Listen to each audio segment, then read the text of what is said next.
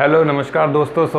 कल हमने 5 क्वेश्चन किए थे जो सेट बी था, जिसे कि सबसे डिफ़िकल्ट सेट माना गया था UP triple S C pre exam का पिछले साल। उसके हमने कल 5 क्वेश्चन किए थे मैथ के, और मैंने दिखाया था किस तरीके से उन क्वेश्चंस को आप जल्दी कर सकते थे। तो आज फिर हम हाजिर हैं और आज आगे के क्वेश्चंस करेंगे। तो छठा क्वेश्चन, आप अपनी कॉपी पेंसिल निकाल लें और क्वेश्चन को लिख के उसे खुद करने की भी कोशिश करें। तो हम शुरू करते हैं छठा क्वेश्चन मैंने इंग्लिश में ज़रूर लिखा है, लेकिन मैं इसको पढ़ूंगा हिंदी में ही, जिससे जो हिंदी वाले बच्चे हैं उनको भी कोई दिक्कत ना हो। 2 पाइप ए एंड बी किसी सिस्टर्न को 36 मिनट्स और 45 मिनट्स में भर सकते हैं। दोनों पाइप को एक साथ ही ओपन किया जाता है, एक साथ ही उनको खोला जाता है सिस्टर्न में। तो कितने टाइम के बाद ए पाइप को बंद कर दिया जाए कि जो टैंक है वो पूरा, यानी जो सिस्टर्न है वो 25 मिनट में भर जाए। ये इसके ऑप्शंस हैं। तो इसमें इस क्वेश्चन में जो मेन चीज़ हमें पकड़नी थी सबसे पहले वो ये कि 25 मिनट्स में वो टैंक भरना चाहिए। 25 मिनट्स में टैंक अगर भरना है तो इसका मतलब ये हुआ, और बंद करना कौन सा पाइप है, ए पाइप को बंद करना है। तो 25 मिनट्स यानी बी पाइप है वो पूरे 25 मिनट्स चलता रहेगा। तो 25 मिनट्स में बी ने कितना टैंक भर दिया होगा। तो इस क्वेश्चन को हम एलसीएम मेथड से ही करेंगे। बहुत से बच्चे आप एलसीएम मेथड से करते भी होंगे। तो एलसीएम मेथड में क्या करते हैं, जो दोनों का टाइम होता है, ए का टाइम है भरने का 36 मिनट्स, बी का टाइम है 45 मिनट्स। तो हम इन दोनों का एक एलसीएम ले लेते हैं, और वो एलसीएम ऐसा नंबर होता है जिसको हम टोटल यूनिट ऑफ वर्क मान लेते हैं। तो इनका एलसीएम 180 आएगा।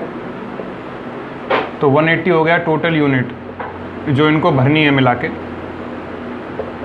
इसमें से ए और ये बी, ए 36 मिनट में भरता है पूरे टैंक को, तो 1 मिनट में कितनी यूनिट भरेगा, 36 से इसको डिवाइड कर दें तो 5 आ जाएगा, 5 यूनिट्स। इसी तरह से बी, ये 45 मिनट्स में भरता है पूरे टैंक को अकेला, लेकिन 1 यूनिट भरने में इसको 45 से डिवाइड करेंगे, 4 यूनिट्स। तो यहाँ से हम देख सकते हैं कि B जो कि पूरे 25 मिनट तक चलता रहेगा, B तो बंद हुआ नहीं है, तो B 25 में 4 यूनिट भरता है ये 1 मिनट में। अगर 25 मिनट तक ये खुला रहेगा तो 25 चौका 100, तो यानी 100 यूनिट्स ये भर देगा। और बाकी की जो बची हुई यूनिट होंगी 180 में से जो इसको माइनस कर दें तो 80 यूनिट्स बची। तो 80 यूनिट्स कौन भरेगा, A भरेगा। और ए भरता कितना है, 5 यूनिट भरता है 1 मिनट में। तो 80 यूनिट जो बची हुई हैं जो ए को भरनी है, वो उसने कितना टाइम लगाया होगा भरने में, 5 यूनिट के हिसाब से। तो 5 से इसको डिवाइड कर देंगे और ये 16 बार चला जाएगा, 16 मिनट्स। तो यानी 16 मिनट्स तक वो ए पाइप जो था वो चला और उसके बाद वो बंद हो गया। तो इसका आंसर आ गया 16 मिनट्स। अब देखते हैं अगला क्वेश्चन नंबर 7।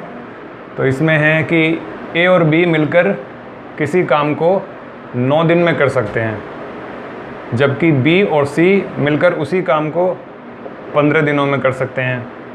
और तीनों मिलकर उस काम को 6 डेज़ यानी 6 दिनों में कर सकते हैं।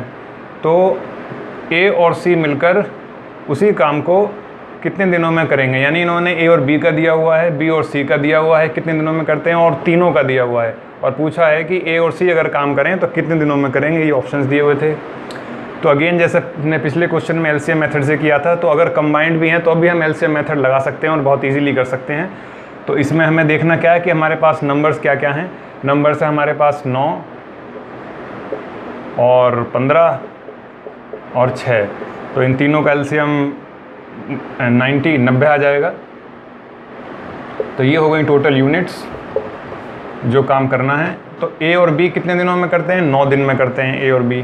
तो यहाँ लिख लेते हैं ए प्लस बी, यानी ए और बी मिलकर, ये हो गया बी प्लस सी, और ये हो गया जो तीनों मिलकर करते हैं। हमें बताना है ए और सी कितने दिनों में करेंगे। तो ए बी का पहले निकाल लेते हैं, कितनी यूनिट करते हैं ये काम मिलकर 1 दिन में। तो ये 9 दिन में पूरा काम करते हैं, तो 9 दिन से 90 यूनिट करने में इनको 10 दिन, तो ये 10 यूनिट करते हैं रोज़ का काम, इसलिए इनको 9 दिन लगते हैं 90 काम करने में। बी और सी का है 15 दिन लगाते हैं ये पूरा काम करने में। तो 1 दिन में कितना काम करेंगे, ये 6 यूनिट करेंगे। और तीनों मिलकर ये 6 दिन में कर लेते हैं, तो एक दिन में यूनिट कितनी हो गई इनकी? 15 यूनिट्स हो गई। हमें चाहिए ए और सी कितने दिनों में करेंगे, तो पहले ए की निकाल लेते हैं। अगर हम ये ए बी सी में से ए बी को निकाल दें तो सी की यूनिट बच जाएंगी। तो ए बी सी कितना है? 15, और ए बी कितना है? 10। तो 10, अगर यहाँ ए बी 10 है तो सी कितना बचा? 15 में से अगर 10 निकाल दिया तो 5 बचा। इसका मतलब सी की कितनी यूनिट आ गई? ये 5 यूनिट करेगा अकेला अपने आप। इसी तरह से अब हमें क्या चाहिए? ए, ये तो सी हो गया, अब हमें ए और चाहिए। तो ए के लिए बी सी को हटा देंगे इसमें से। बी सी का पार्ट इसमें 15 है, नहीं बी सी 6 यूनिट करता है, तो 15 में से 6 यूनिट निकल गई बी सी की, तो ए की यूनिट बच जाएंगी। ए की कितनी आ जाएंगी? 9 यूनिट आ जाएंगी। लेकिन हमें इन दोनों को मिला के काम कराना है, ए और सी को, तो दोनों की यूनिट हमने ऐड कर दी। 9 और 5 कितनी हो गई? 14 यूनिट। तो 14 यूनिट ये करते हैं मिलके दोनों, ए प्लस सी। और टोटल यूनिट इनको करनी कितनी है? 90। तो कितना टाइम लगेगा? तो 14 × 84 और 6/14। तो ये 6 में, सारे ऑप्शन 6 में ही आ रहे हैं। इसको अगर हम देखें, इसको और सिंप्लीफाई कर सकते हैं, 2 से 3 बार, 2 से ये 7 बार, तो 6 से ही 3/7 आ जाएगा। तो ऑप्शन नंबर 4। अब अगला क्वेश्चन बढ़ते हैं। Question number 8। अब की बार ये क्वेश्चन हिंदी में लिखा है, जिससे हिंदी वाले बच्चों को भी शिकायत ना रहे कि हमारे लिए नहीं लिखा। हालांकि मैं दोनों तरह के बच्चों को इस तरह से पढ़ा रहा हूँ कि दोनों ही तरह के बच्चों को कोई दिक्कत नहीं आए। क्वेश्चन है, एक नल 8 घंटे में एक टंकी को भर सकता है। आधी टंकी भर जाने के बाद उसी प्रकार के 4 और नल खोले जाते हैं, तो टंकी को पूर्णतः भरने में कितना समय लगेगा? ये इसके ऑप्शंस दिए हुए हैं। तो 8 घंटे में वो नल भर सकता है, और आधी टंकी भर जाने के बाद, यानी आधी टंकी उसने भर दी होगी कितनी? 8 घंटे में पूरी टंकी भरता है, तो 4 घंटे में वो आधी टंकी भर देगा, यानी 4 घंटे का टाइम तो हो गया, 4 आवर्स। सभी ऑप्शन में आप देख भी रहे होंगे कि 4 घंटे हैं, उसके बाद फिर कुछ मिनट दी गई हुई हैं। तो 4 घंटे में आधी टंकी भर गई, अब आधी टंकी बची है। अगर हम मान लें कि 8 घंटे में भरता है, तो 8 मान लो 8 ही यूनिट हम भरनी है उस टंकी को पूरा भरने के लिए। तो अगर एक पहला जो टैप था वही होता, पहला ही नल होता, तो ये 1 यूनिट रोज़ की भरता, तो इसको 8 घंटे लगते भरने में। अब इस तरह के 4 और नल खोल दे जाएं, अगर 1, 2, 3 और 4 नल और सभी सेम कैपेसिटी के हैं, सभी जो हैं उसी प्रकार के, यानी 1-1 यूनिट भरने वाले हैं। ये भी 1 यूनिट, ये भी 1 यूनिट, ये भी 1 यूनिट और ये भी 1 यूनिट। तो अब कितनी यूनिट बची? 4 घंटे में आधी टंकी भर गई, यानी 4 यूनिट तो भर चुकी हैं, बची हैं कितनी? 4 यूनिट। और अब नल कितने लगे हैं? एक तो पहले से ही लगा हुआ था, 4 और, यानी 5 नल लग गए। तो कितनी यूनिट भर रहे होंगे पाँचों मिलके? सब 1-1 भरते हैं, 1, 2, 3, 4, 5, तो 5 हो गए, यानी 4 पार्ट अभी उनको भरने हैं, और 5 जो हमारे पास है वो नल लगे हुए हैं। तो इतना टाइम लग जाएगा बाकी की जो बची हुई आधी टंकी है उसको भरने के लिए। और इसको अगर हम, क्योंकि हमें यहाँ आंसर मिनट में निकालना है, अगर इसको मिनट में कन्वर्ट करें तो 60 से मल्टीप्लाई कर देंगे। ये घंटे में आ गया, घंटे को मिनट में करने के लिए 5 से ये 12 और 12 चौक 48, यानी 48 मिनट और लगेंगी 4 घंटे के बाद। तो 4 घंटे 48, ये बी ऑप्शन ठीक होगा। तो इसमें हमें यही देखना था बस कि ये हो क्या रहा है, 4 यूनिट ही बची थी और 5 ये लग गए। पाँचों सबकी समान कैपेसिटी थी भरने की, समान उनकी भरने की जो वो थी, पंप करते थे पानी को, तो 5 यूनिट वो भरते और 4 ही बचाता भरने के लिए। तो इस तरह से हमने 4/5 और ये 48 मिनट आ गया। अब बढ़ते हैं अगले क्वेश्चन की तरफ। नंबर 9। तो ये क्वेश्चन तो लगभग सभी ने कर लिया होगा, ये सिंपल बॉड मास का क्वेश्चन है, लेकिन फिर भी कर लेते हैं।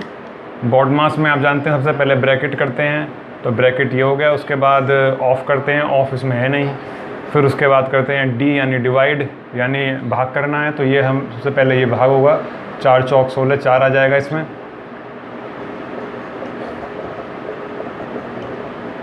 और ये 4, फिर जो 4 यहाँ पर जाएगा इसको भाग करने के बाद, 4 और 3 की मल्टीप्लाई हम करते हैं 12 माइनस 16। इसके बाद अब यहाँ पर ये 25 और 12 हो गए 37, और 37 में से 16 गए तो आ गए 21, 21 दूनी 42 आ जाएगा, ये 42 से 42 कट गया और ये 5 बच गया। तो ये ऑप्शन नंबर 4। तो इसमें तो कोई ख़ास दिक्कत नहीं थी किसी को भी, केवल बॉड मास लगाना था। अब आइए अगला क्वेश्चन देखते हैं। क्वेश्चन नंबर 10, एक्स, वाई और जेड हैं 3 लोग जो 4480 लागत के किसी काम को करते हैं।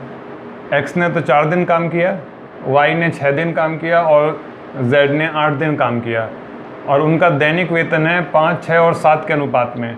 तो हमें बताना है कि एक्स को कितनी धनराशि मिलेगी। तो इसमें हमें क्या करना है कि एक्स ने काम किया 4 दिन और उसका दैनिक वेतन है 5 के रेशो में। अगर उसका हम ये मान लें कि उसको दैनिक वेतन 5 ही मिलता है मान लो, और 4 दिन काम किया उसने, तो 5 चौक 20 यानी 20 रुपये उसको मिलेंगे। इनको रेशो में ही लिख लेते हैं तीनों को जो धनराशि मिलेगी, क्योंकि एग्जैक्टली 20 तो मिले नहीं, ये रेशो है। वाई ने 6 दिन काम किया है और रोज़ दैनिक वेतन जो है उसका रोज़ का वेतन है वो 6 के अनुपात में है, तो यानी उसको मिलेगा 6 छंग 36 के रेशो में। और जेड ने 8 दिन काम किया है और उसको 7 के रेशो में दैनिक वेतन मिलता है, जो तो उसका 7 अट्ठे 56 हो गया। तो ये इनको धनराशि मिलेगी, लेकिन ये एग्जैक्ट धनराशि नहीं है, अनुपातिक धनराशि है उनकी। टोटल जो धनराशि तीनों को मिली है वो है 4480, और उसमें हमें ये एक्स का हो गया, ये वाई का हो गया, ये जेड का हो गया। तो एक्स को कितनी मिली है 20, हमसे उसने एक्स की पूछी है 20 कितने में से मिली है, इसमें से टोटल कितनी है 20 और 36 56, और 56 और 56 कितने हो गए 112। ये तो इसमें हो गई, लेकिन एक्चुअल में टोटल धनराशि कितनी है 4480। तो अब इसको अगर हम सिंप्लीफाई करेंगे तो ये हम देख रहे हैं कि 112 से ये 448 4 बार कट रहा है, 112 चौका 448 और 4 दूनी 8, तो ये 800 आ गया, यानी क्वेश्चन नंबर 1।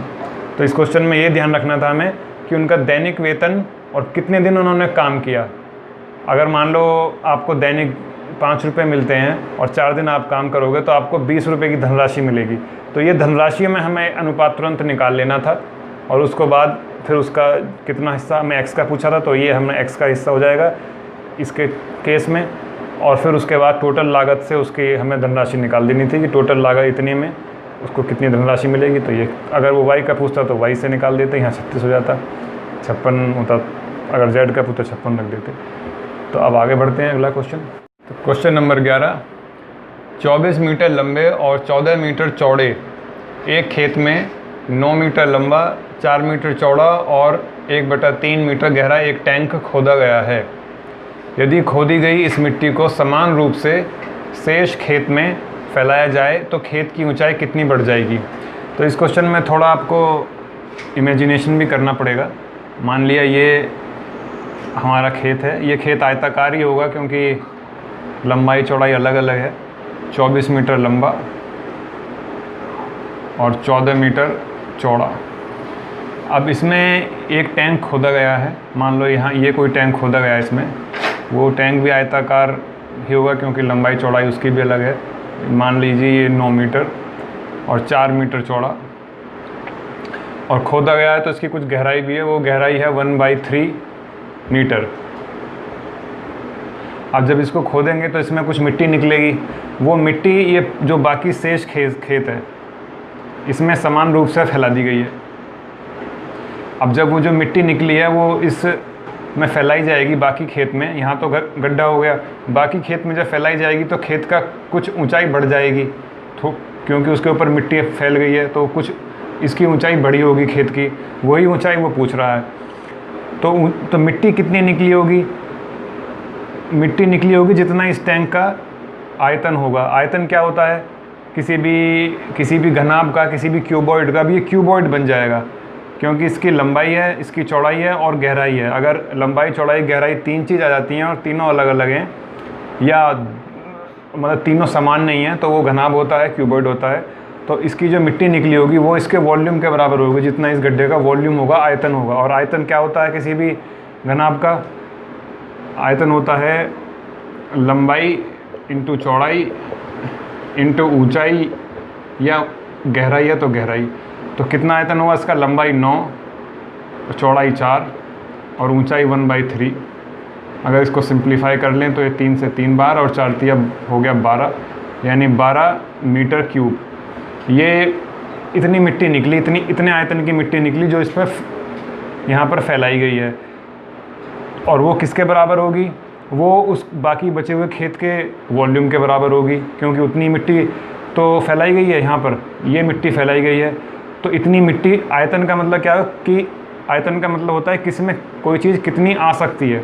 तो इतनी मिट्टी इस खेत में आई है, फैलाई गई है, तो यानी जो बाकी बचे हुए शेष खेत का आयतन है वो इतना होगा जितनी मिट्टी उसमें फैलाई गई है। बचे हुए खेत का आयतन निकालेंगे तो कैसे निकालेंगे? हमें बात करनी है बचे हुए खेत की, तो यानी ये पार्ट निकाल देना है खेत का, ये वाला एरिया निकाल देना है बचे हुए खेत का। पूरे खेत का एरिया कितना हुआ ये, और इसमें से हमें माइनस कर देना, निकाल देना है जो गड्ढे का पार्ट है, क्योंकि इसमें मिट्टी नहीं फैलाई जाएगी। तो ये 9 चौक 36 हो गया, 36। तो इसको अगर हम देखें कितना हो जाता है, ये 240 + 96, तो ये कितना हो गया?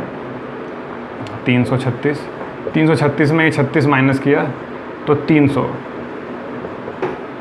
तो 300 हुआ इसका एरिया। एरिया मतलब लंबाई इंटू चौड़ाई हो गया, लंबाई इंटू चौड़ाई और इंटू ऊंचाई आयतन के लिए। तो ये लंबाई चौड़ाई तो आ गई इसकी 300, ऊंचाई हमसे पूछी है मान लो हाइट, और ये बराबर कितने हैं? ये वॉल्यूम हो गया बचे हुए खेत का, ये बराबर है इतना जितनी मिट्टी फैलाई गई थी, यानी 12 मीटर क्यूब। अब इसको सिंप्लीफाई कर लेते हैं, तो 12 से इसको h हमें निकालना है, h, तो ये 12/300 हो जाएगा। लेकिन यहाँ हमारा ये आंसर किस में आएगा? मीटर में आ जाएगा, जबकि यहाँ आंसर दिए हुए हैं सेंटीमीटर में। तो सेंटीमीटर बनाने के लिए इसमें क्या करेंगे?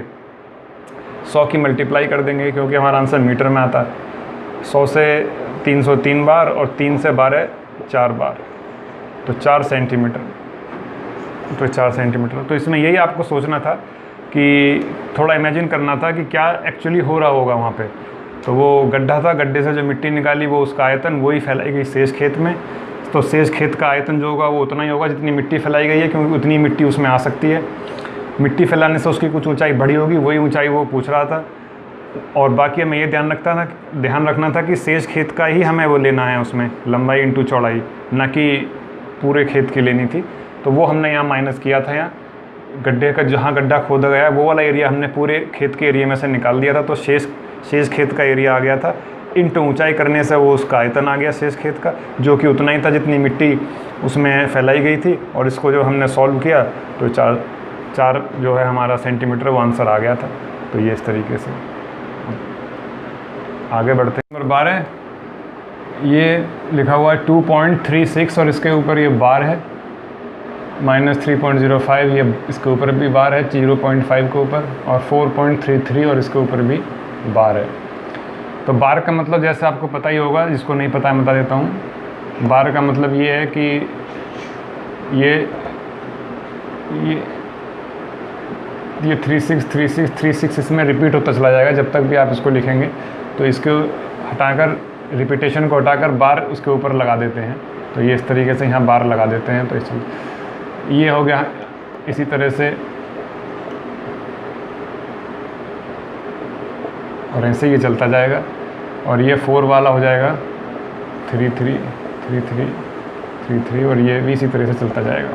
तो इसमें करना क्या था कि हमें इन दोनों को तो ऐड करना है, इसको माइनस करना है। तो इन दोनों को अगर हम इनको 4 प्लेस तक लिख लेते हैं और ये इन दोनों को ऐड कर देते हैं, तो ये 6 और 3 9, 3 और 3 6, 6 और 3 9, और 3 और 3 6, और ये 4 और 2 6 हो गया। और इसमें से ये माइनस करना था पार्ट 3.0505, 4 6 4 6 और ये 3। तो ये सीरीज चलती जाएगी 64 64 64। तो 64 के ऊपर यहाँ बार लगा सकते हैं। तो ये इसका आंसर हो जाएगा। आसानी क्वेश्चन था। आज ये हमने 12 तक क्वेश्चन किए, कल हमने 1 से 5 तक किए थे, आज हमने 6 से 12 तक ये क्वेश्चंस किए हैं। तो मुझे उम्मीद है कि आप लोगों को इन क्वेश्चंस को करने में मज़ा आ रहा होगा। इस सेट को, जो सेट के हम ये क्वेश्चन कर रहे हैं सेट बी, इसको सबसे डिफ़िकल्ट माना गया था मैथ की वजह से ही। तो लेकिन अभी तक जो हमने 12 क्वेश्चन किए हैं कोई डिफ़िकल्टी नज़र नहीं आई किसी क्वेश्चन में, और बड़े आराम से सारे क्वेश्चन सॉल्व हो रहे हैं। मुझे उम्मीद है आप लोगों को भी पसंद आ रहे होंगे। कल हम फिर शुरू करेंगे, आगे के क्वेश्चन शुरू करेंगे, लेकिन चैनल को सब्सक्राइब करना ना भूलें और लाइक करें और शेयर करें अपने फ्रेंड्स से ज़्यादा और कल फिर मिलते हैं नए क्वेश्चंस के साथ। धन्यवाद।